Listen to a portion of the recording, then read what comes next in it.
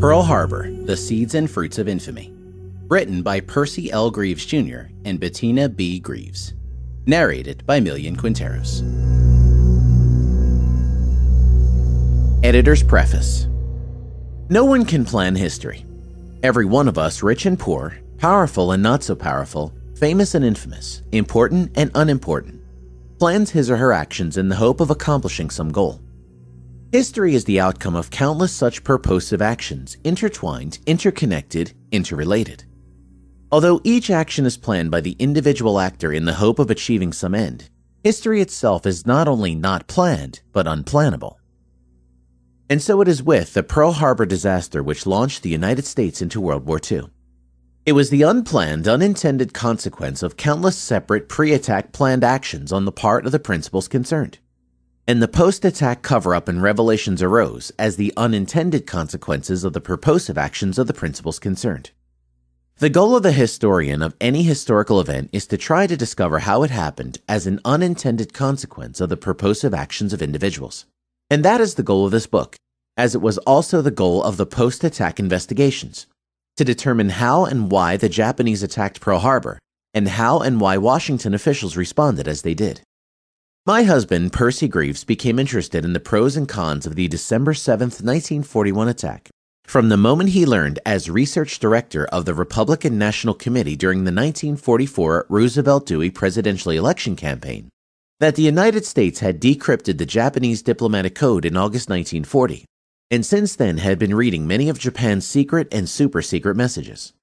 That secret, of course, could not be divulged so long as the war continued and we were continuing to decipher Japanese messages and learn their secrets. After the war ended in August 1945, Congress established a joint congressional committee to investigate the attack. As chief of the minority staff of that joint committee, my husband researched the pre-attack background, the earlier investigations, and the available documents.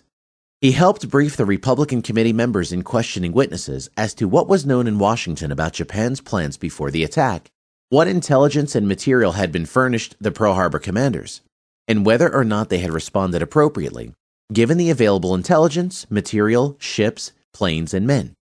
The hearings lasted almost a full year. The majority report continued to place considerable blame on the Hawaiian commanders, Admiral Husband E. Kimmel and General Walter C. Short. A lengthy minority report held that the blame must be shared by higher-up Washington officials. Upon the conclusion of the congressional committee hearings, my husband continued to research the Pearl Harbor attack. He interviewed surviving participants, wrote and lectured widely on the subject. My husband completed this manuscript and wrote the sideheads. We proofed it together and checked all the quotations and footnotes against the original sources. But then he was stricken with cancer, a particularly virulent variety. He died on August 13, 1984, just over a month after the appearance of his first serious symptoms. By the time my husband died, his efforts had yielded a massive manuscript.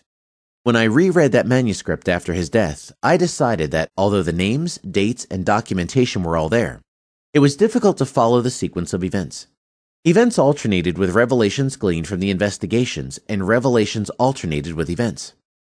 Also, Percy had included many lengthy supporting quotations within the text itself, interrupting the flow of events.